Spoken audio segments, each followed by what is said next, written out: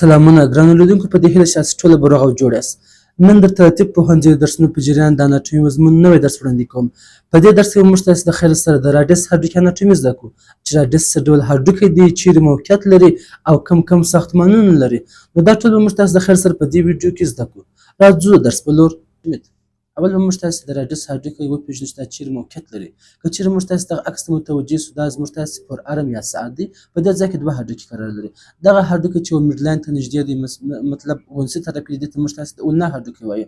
او دغه هډوکی چې د میډ لاین څخه لرې دی، یعنې په وحشي طرف کې دی، دې ته موږ تاسو د راډیس هډوکی وایو. نو نن موږ تاسو د خیر سره پر دغه د راډیس پر هډوکي باندې خبرې کوو چې دا د پر ارم په وحشي برخه کې قرار لري. راځو موږ تاسو اول د دې معرفت ته. راډیس هډوکی د خپله د پر ارم په وحشي برخه کې قرار لري. دغه ترڅنګ که چیرې موږ تاسو د دې شکل ته وګورو، دا د راډ په څیر شکل لري. او بله خبره، دا راډیس هډوکی چې دی دا اوږد هډوکی دی. یو جسم لري، دوه نهایت لري. یو علوي نهایت دی چې لوړ قرار لري، بل سفلي نهایت دی چې لاندې قرار لري. په علوي نهایت کې که موږ تاسو وګورو، د راډیس د هډوکي علوي نهایت د هیمورس د هډوکي د کپیټولم سره یو ځای کېږي، دغه سره ارتباط لري. او دغه ترڅنګ د اولنا د هډوکي د راډل ناچ سره هم ارتباط لري.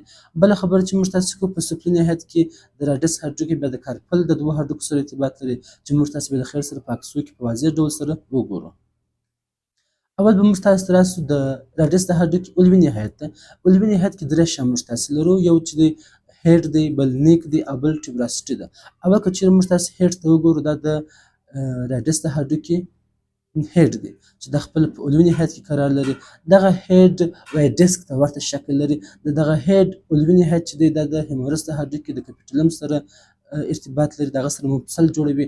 دغه ترڅنګ دغه هیډ شاوخوا بیا بله مفصلي سطحه ده د اولنا د هډوکي د راډل ناچ سره. مطلب دا خبره موږ تاسو په دې ځای کې دا خبره زده کوو چې د راډیس د هډوکي هیډ د هیمورس د هډوکي د کپیټولم سره او د اولنا د هډوکي د راډل ناچ سره مفصل جوړوي. دغه ترڅنګ لاندې که چیرې موږ تاسو وګورو، تر هیډ لاندې دویم شی چې قرار لري هغه نیک یا غاړه ده. د راډیس د هډوکي نیک سو. تر هغه لاندې بیا موږ تاسو که چیرې وګورو، تر راډل ټیوبراسټي قرار لري.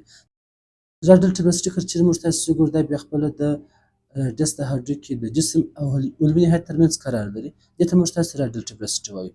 ورپسې که موږ تاسو راسو جسم ته، د راډیس هډوکي جسم درې وجهې درې کناره لري. اول به موږ تاسو راسو وکینارونو ته یا بارډرونو ته. درې کناره لري. موږ تاسو مخکې وویل انټیریر بارډر، پوسټیریر بارډر، میډل بارډر.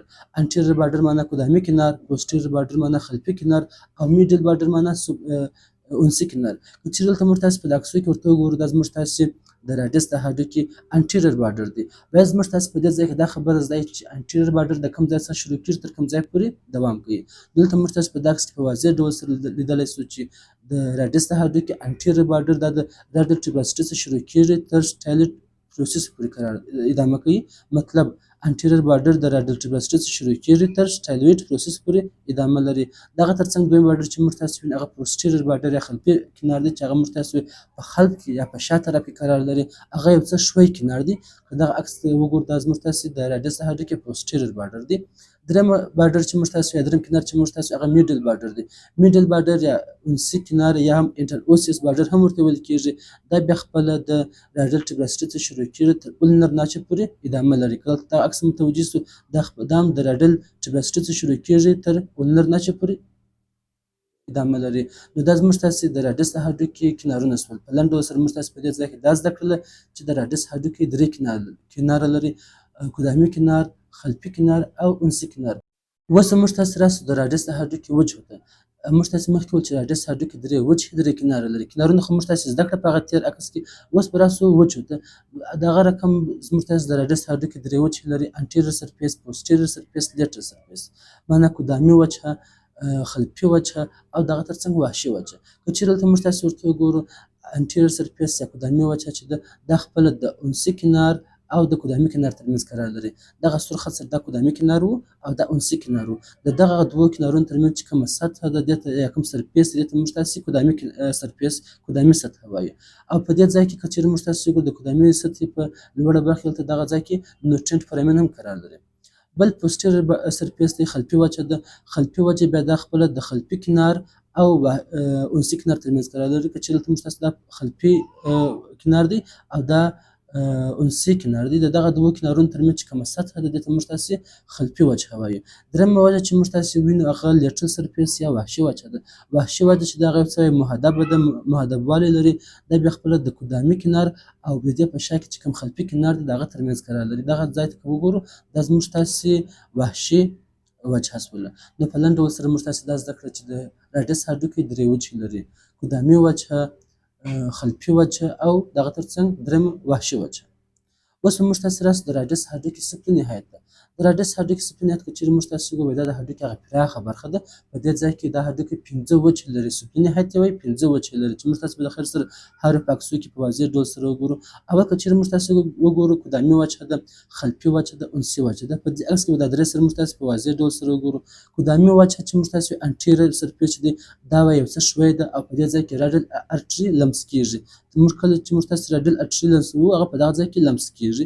دویم خلفي وجه ده، هغه ته موږ تاسې خلفي وجه که چیرې وګورو په خلفي وجه کې بیا یوه ګروپ یوه بارزه قرار لري چې هغه بارزې ته ډورسل ټوبرکل اپلیسر ورته ویل کېږي. دا زموږ تاسې د راډیس د هډوکي په سفلي نهایت کې دا خلفي وجه شوله.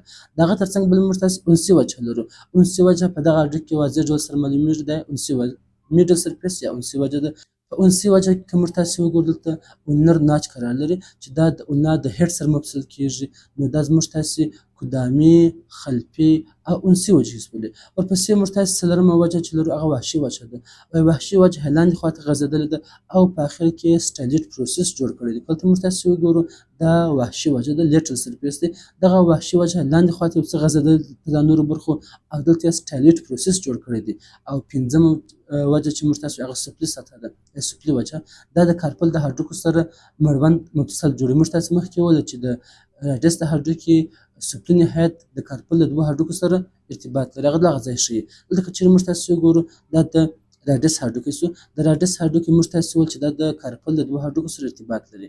انسي برخه کې که موږ تاسې وګورو په انسي برخه کې دا خپله د لونیټ د هډوکي سره مفصل جوړوي او په وحشي برخه کې که وګورو دا د سکاپویډ د هډوکي سره مفصل جوړوي.